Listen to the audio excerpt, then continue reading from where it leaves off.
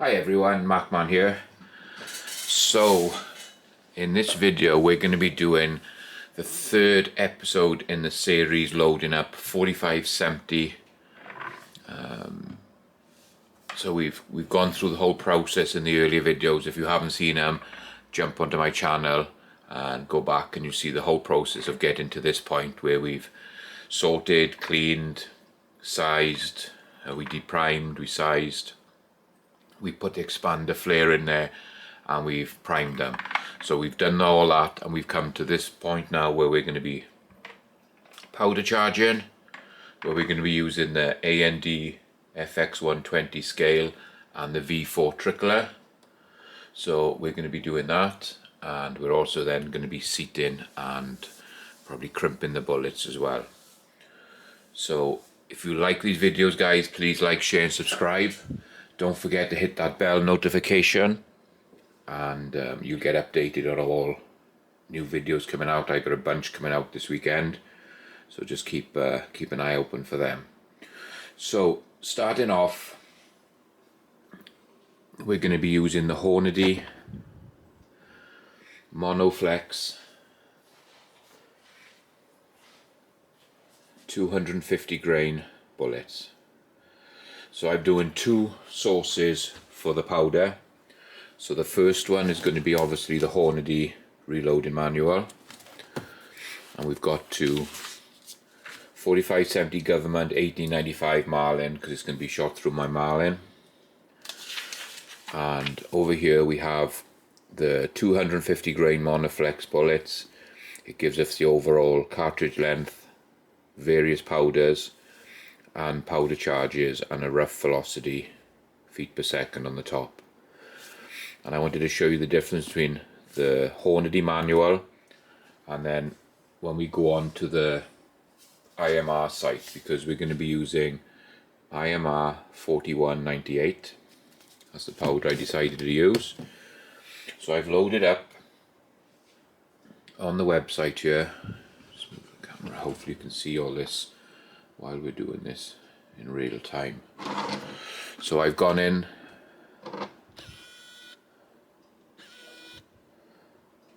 and I've loaded up 4570 government lever action. So there is actually in there for lever action, so I've loaded that in. 250 grain bullet, which we're using IMR powder, and on the end then I've checked IMR 4198, which is the powder we're using. So we can actually go down and update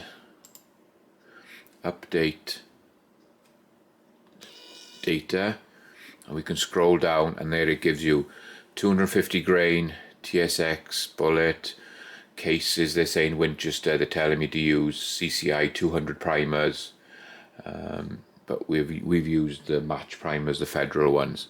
And over here it gives you an overall length of sorry, where am I reading this?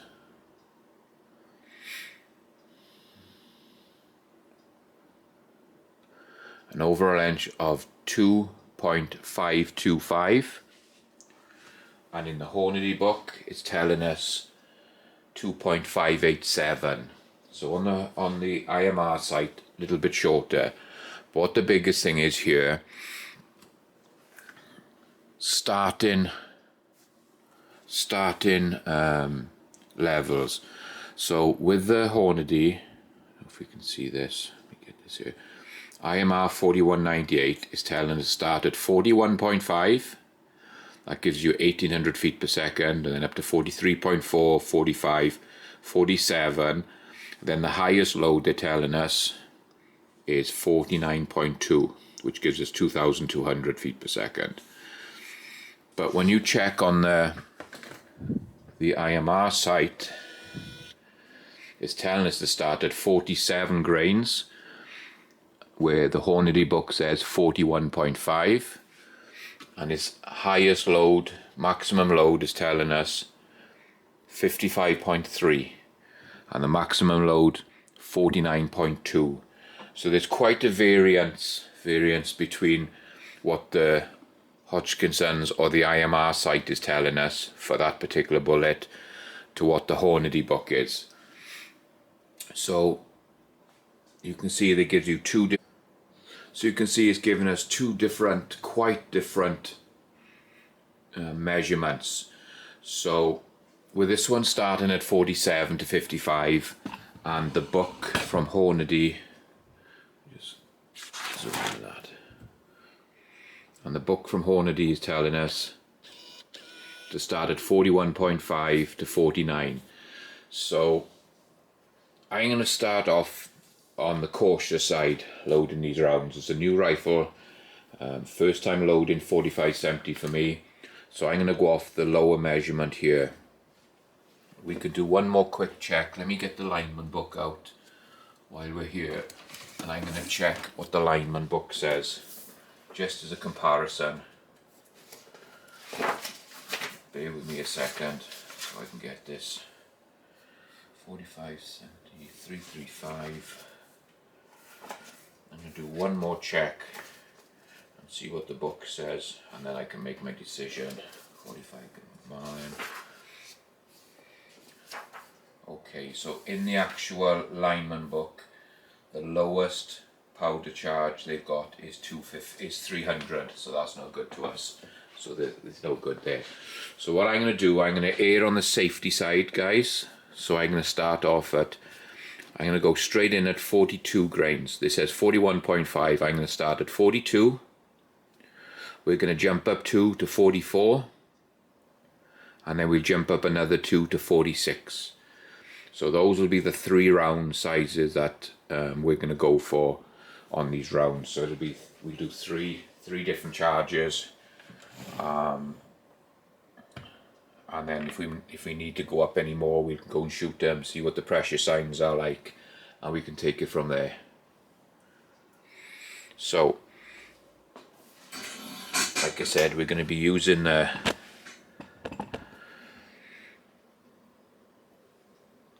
A&D scale with a V4 trickler, which is a fantastic scale. I really like it. So we've got it all set up, it's zeroed. I've got powder in there. There's powder in all the tubes, and it's ready to go. So here's the app we can use. Hopefully you can see that.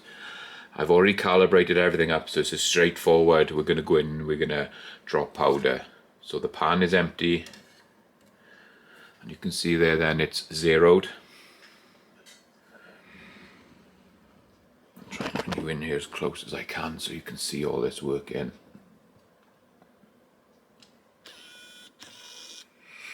Okay, so we're at 0. We've got the app, and we said we're going to go for, it said the lowest setting was 41.5, so I'm going to do 42. So we can just go in and go, hopefully you can see this, I can hit 42.0. So there's your 42.0 there, and it's just a straightforward go in and tap, and there the machine goes. So the main tube drops the first powder, and then it goes into the trickle mode on this side, and the trickle mode then is dropping it down. So sorry, you have the main tube here, and then the trickle mode. So we set this at 42.0, and you can see there it's, I don't want to touch the bench. There is a little bit of air blowing in my loading room, so it might be affecting it. So we're at 42.02. Even just moving my hand, look, even moving my hand sometimes in front of that thing, it moves it. It's that sensitive. So we're floating between 42.02 and 42.00. So that's a 0.02 thou of adjustment. So next to nothing. So now we're sitting at 42. We can just get the powder funnel, drop it on the shell, on the case, can see it there. I'm going to pull the powder measure off, and we're just going to gently drop the powder. Make sure it's all out. We can put it straight back on the machine. As soon as it goes back to 0, you can see the main tube. Turn this up a bit. You can see the main tube turns first to drop the bulk of the powder, and then the small tube on this underneath it, which is this motor, is dropping the rest of the powder there then. There we go, 42.0. Just a bit of air movement is making that flicker between 41.98 and 42.0.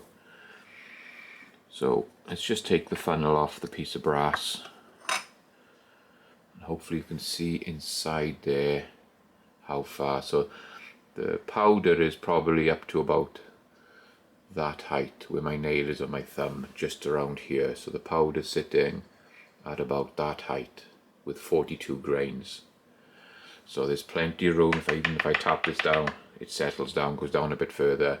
There's plenty of room for the bullet to go in there. We're not going to be compressing the load. So there you go, 42.0 grains there. So I can put the powder measure back on the other one. So you can see it's 41.98, 42. So we're 0.02 of a thou floating, which is next to nothing. That the accuracy on this is 0.02. So it's super accurate. So you can just dump that one, put it back in, and always, as soon as you dumped, move your funnel. Get your funnel onto the next one, so you're not going to know. You're not going to be double charging.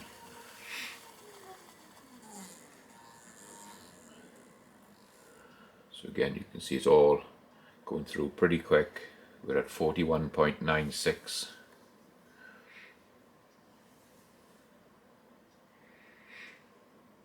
This time it dropped just a little bit too much powder. We went to 42.04. So I'm gonna drop that powder back in the hopper. Let's go through and do another one. 0.02 thou is fine. Once it starts going over, you may as well just drop it back in and do it again. So hopefully you can see that all working there.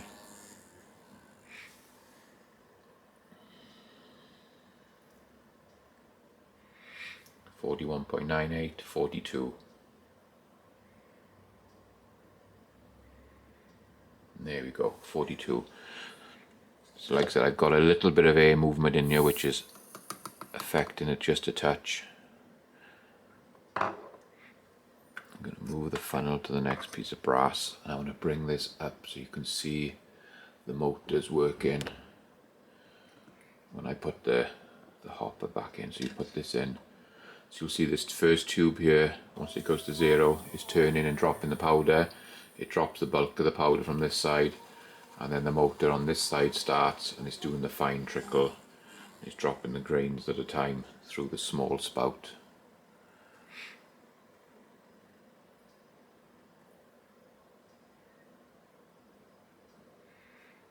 .02. Yep, that is close enough for me. So we can just drop that in there, pop that back on, move the funnel to the next one, and move the camera back just a touch so you can see the whole operation.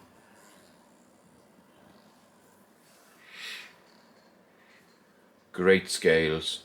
This V4 trickler is an amazing bit of kit if you're doing a lot of precision rifle loading or just normal loading. It works so good. It's a great tool. This time it's flashing between, there we are, settled at 42.0 exactly. So we can move that over, drop the powder, make sure the hopper's empty, the pan's empty, drop it back on, and then move the funnel to the next row. And if you move the funnel every time, as soon as you put the hopper back in, you know you're on top of an empty case. It's just doing a little bit of a routine.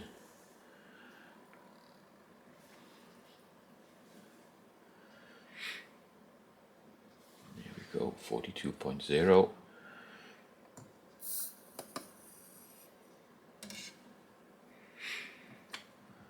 We just finish off doing these 10 and then we'll go in and we'll do the next charge, and you can see how I set up to do the next charge and everything.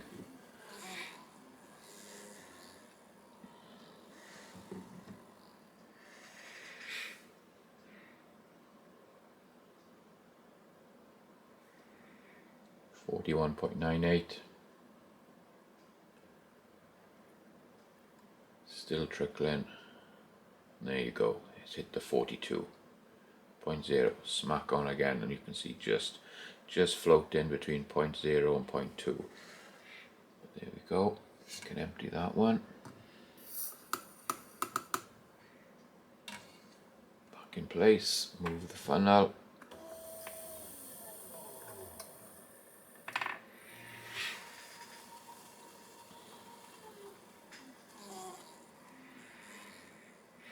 So it's probably taken somewhere between 5 and 10 seconds, which isn't bad when you're sitting here just going through, making sure everything's good.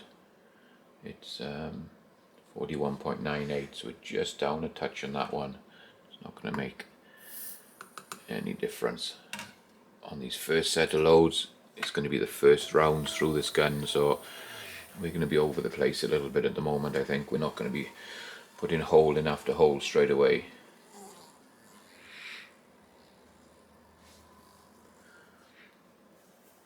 So we've got 2 more to do, and then we'll go in and then we'll change the settings for the next batch.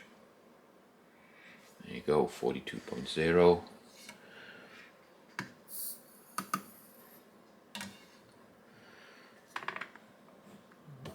Funnel. So this is the last one of the first 10 we're doing. So what we'll do is once it's got to its charge,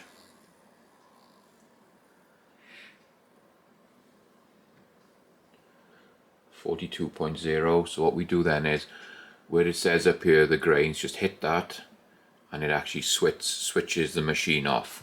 So this time when we pull the powder out and drop it, put it back in, it won't automatically start. So we can move this to the 3rd row. So we said we're going to be going at 0.2 of a grain. I think that's what we said we wanted to do. So let's have a look. It says in the book. So we got 42 grains. We're going to go up to we can go all the way up to 49 on the thing. So this time I'm going to go to 44. So we can go in and go back, enter target weight. This time we're going to go 44 grains, 0.0. Tap to go. The machine starts up.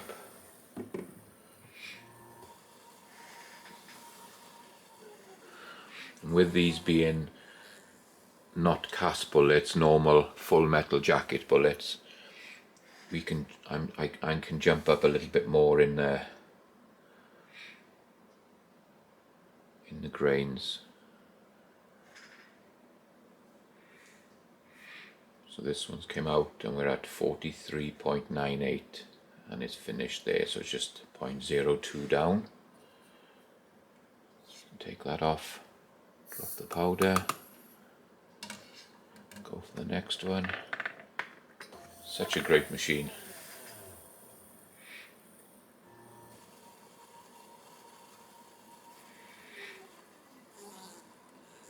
There we go, 43.8, 43.96. Machine is still turning, dropping one kernel at a time.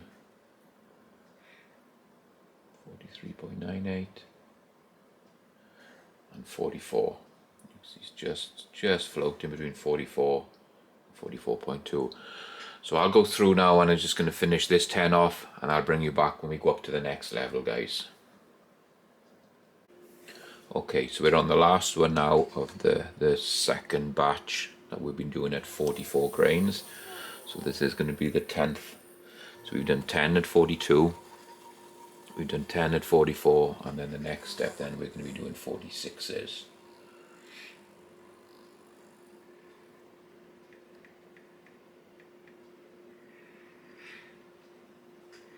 So just waiting for that to finish.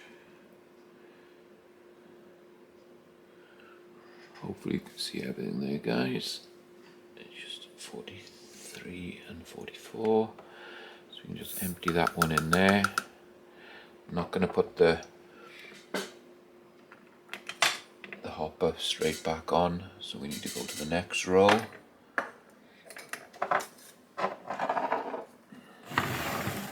Which is going to be there.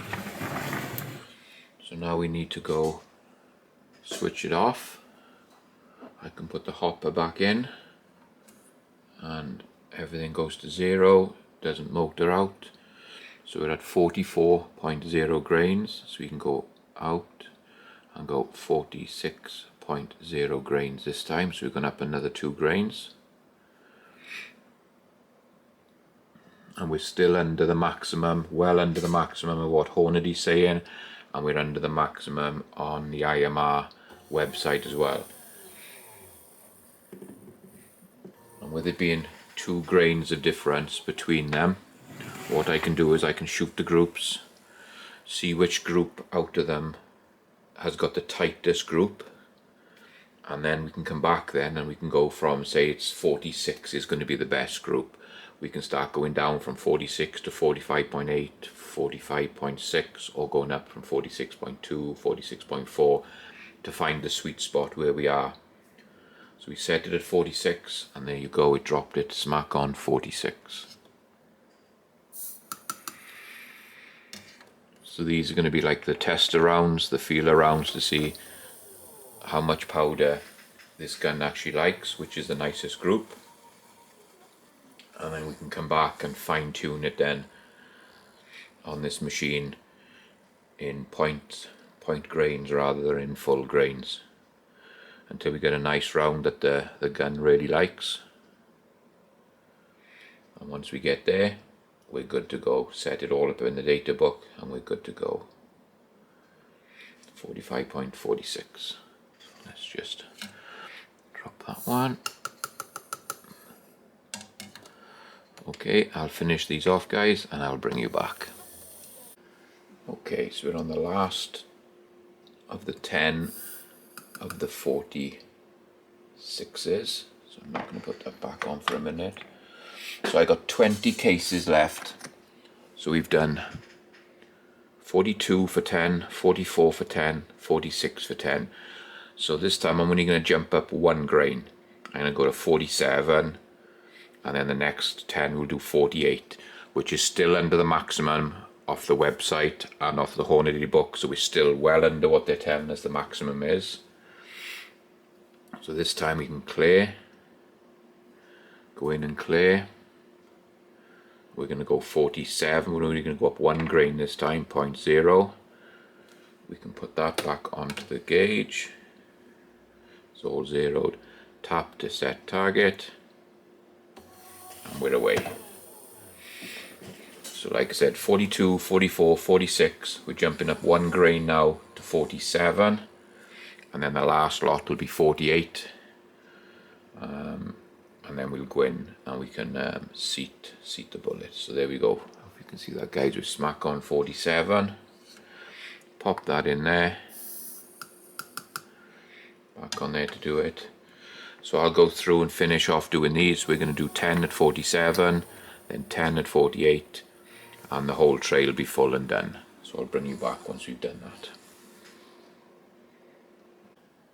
Okay, so we're on the last 2 at the 48 grains. So hopefully you can see how the machine works, the big one, and then it switches to the smaller one, which is this bottom one, where it's dropping a kernel at a time. See at the bottom there, we're running at 47.9. These are set at 48. So these are going to be the last 2 we do. 47.98. Just pull that out, drop it in, back into the machine, and we've got one more to go. Hopefully you can see that working there, guys. So I've done the 50 cases, so we've got 10 at 40, 42, 10 at 44, 10 at 46, and then 10 at 47 and 10 at 48. So we've gone up 2 for the first lot, and then up just 1 grain for the last 2, for a maximum of 48 grains. And the Hornady book says I can go to 49.2, and the IMR website said I can go to 55, so we're well under what they're telling us before the maximum, so we're going to be nowhere near the maximum. So now, because that's the last one, we don't need it to dump anymore, so we just go in, hit this one, clear it. It's all cleared, it's not going to drop any more powder for me.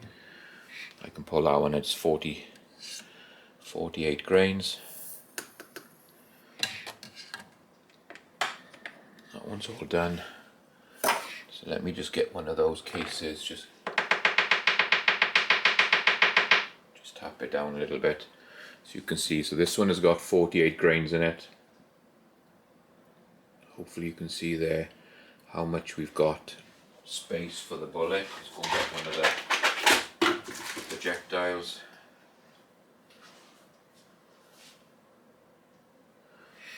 We're probably going to be somewhere around this point, and then when you look in the case, just tap that down a bit more.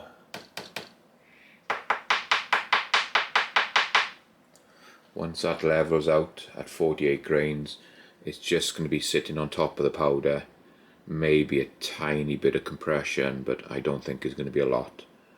So there you go. So we got all of them done, all of them charged. Bring that up so you can see. Hopefully you can see in there they're all charged. You can see there's none of them over, they're all pretty level. So like I said, 46, 42 for the first 10, 44, 46, and then a row of 47, a row of 48. So that's the powder charging done. We'll go over to the T7 now, and we'll start seating and crimping the bullets.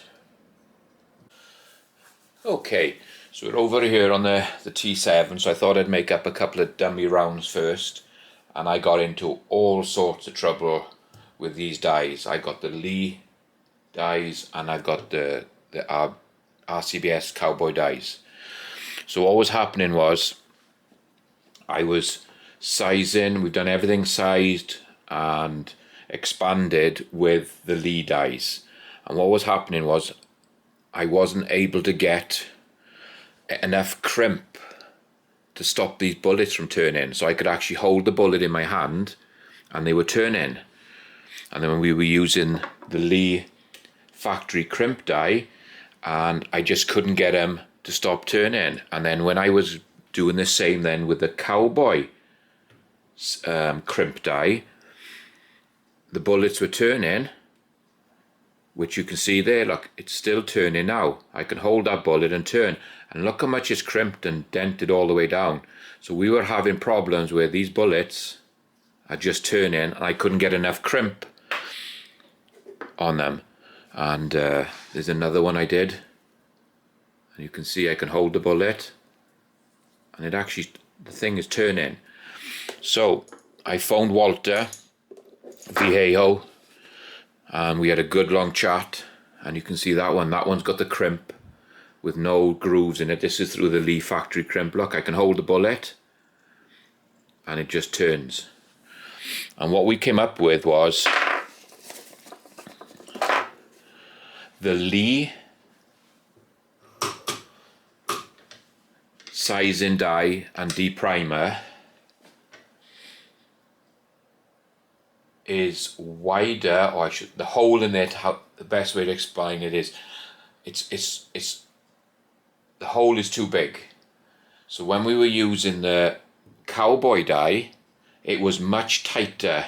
When I was sizing this this one was much tighter than these. And then eventually we figured out that this Lee die is probably, I got some pin gauges, put them in there, and the pin gauges go all the way in different, and they were all the way up through the different, because obviously there's a taper on this die. The pin gauges were going further into the Lee die than the cowboy die, the RCBS die. So we've come up to say that we think that this Lee die is oversized. The actual, it's just too big, and we haven't been able to do it. So what I've been doing is I've been grabbing the brass. There's still powder in there. I'm bringing it across onto the cowboy sizing die, which this one is here. Hopefully you can see what I'm pointing here. This front die. Bring this up a little bit. So this cowboy die. So we bring it up, size it, and it's tightening it up all the way down. And I'm not expanding it with these bullets. These bullets from Hornady and this Hornady brass, it's completely different to what we're going to be doing when we're doing cast bullets. So I can actually seat this bullet without putting any expansion on the die at all. It's going in without any. As soon as I expand it, I'm getting problems. So I'm bringing it round, and I'm still using the Lee seater die. So I can just sit it on there. Hopefully you can see that. Bring it up into the die, and I'm seating the die, seating the bullet. It's not scuffing or taking any, it's not leaving any.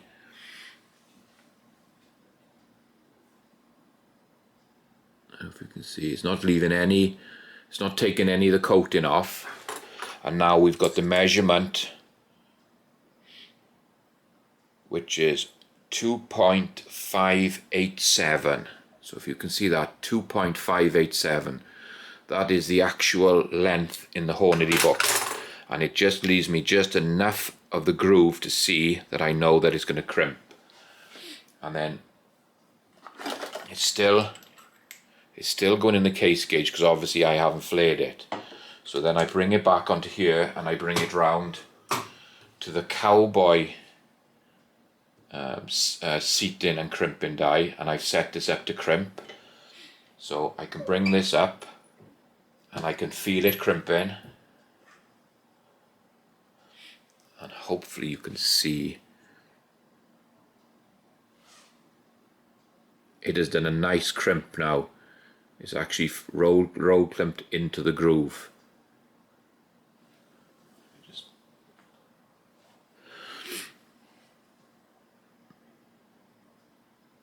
So it's done a really nice crimp. And now what I did was, we can still check it in the gauge.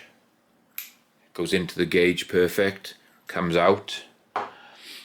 We did a couple of dummy rounds. I've actually gripped the bullet with a pair of pliers and tried turning it, and it won't turn. And I actually put the bullet into the vise and gripped the brass with the pliers, and it's nice and tight and turning. And now we've got a nice flush, almost flush all the way down. I'm not getting those heavy grooves that we were getting earlier. It's just doing a perfect crimp now. So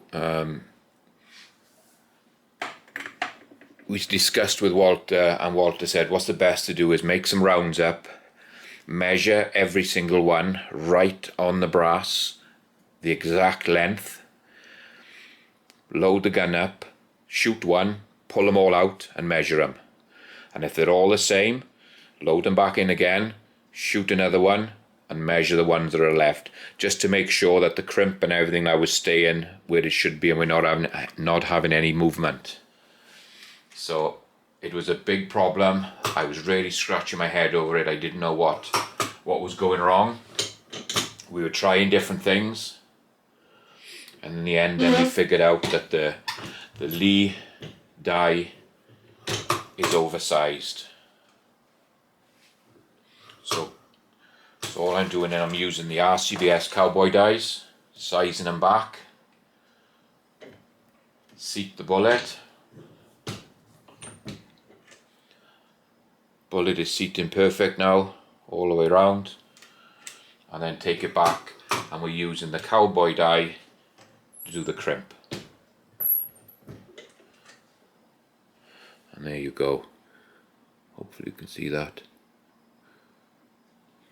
So it was a problem to start with. I was scratching my head, didn't really know what was going on. Tried loads of different things, and you can see I went through 5, 6, 7 different bullets here. All these we had problems with, and the biggest problem was there was just, I think, between the Lee sizing die not sizing down tight enough on the bullet, and then with the Lee expander was expanding them a little bit too much down the neck of the brass. When it came to putting the bullet in, they would just turn in with the crimp. And you can see that's a heavy crimp because it's rolled it all the way along to the shape of the bullet and crimped it down. So hopefully we've come up. Sorry, the power went out. I had to change the battery on the camera again. So hopefully we've resolved it. We found the problem where we were doing everything. They seem to be working well. So hopefully when I start casting, once I start casting my own bullets, I'm not going to be bothering with these short cases to start with. This Hornady short cases and these Hornady bullets, they seem to be a little bit temperamental, not the easiest thing to load, but like I said, we've sorted the problem out, fixed it, and hopefully when I go and fire these, so you can see there's a nice crimp on them, holding nice and tight. They're not turning, they're fit in the case gauge, they're falling in and out, so the case gauge is great.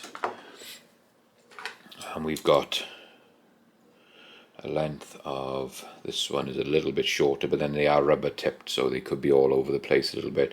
So this one is at 2.586, so a thou shorter than the other one, but it might be down to this little plastic tip on them. So hopefully that sorted the problem out, guys. I don't know if any of you have come across this issue, loading 4570 with this Hornady brass and the Hornady bullets. Be interested to know, drop a comment in there if you have come across this problem, and if you sorted it out the same way that I had to basically use a mix of dyes. And everything's working well, so I'm going to go ahead, finish off some of these the rest of these bullets, make up. I'm not going to do them all. I'm going to hold off because I want to go and shoot them to make sure that everything's fine with them. So hopefully, guys, this was an interest for you. This is the end of the, I think this is the third in the series. If you like them, please like, share and subscribe. Don't forget to hit that bell notification. And any comments on these problems that we were coming across on this one, just drop the comments and let me know, and we'll catch you on the next.